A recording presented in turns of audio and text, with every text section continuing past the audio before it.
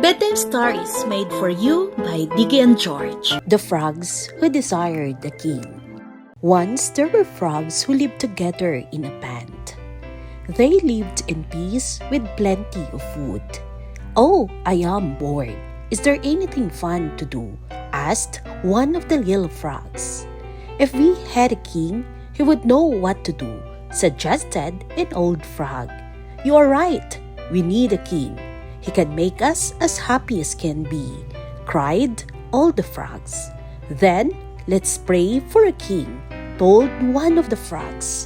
That night, the frogs began to pray together. "Please send us a great king." The next day, a log fell over the pond. "Yay! Our king has come!"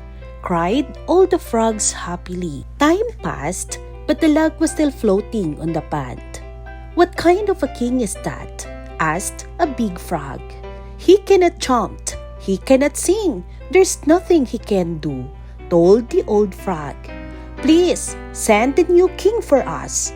The frogs began to pray again for a new king. The next day, a stork flew over the pond. "Wow! Look at those elegant wings and the beautiful beak," cried the little frog. "That must be our king. Our true king is here." All the frogs shouted in happiness. "Hip, hip, hooray! 3 cheers for our king."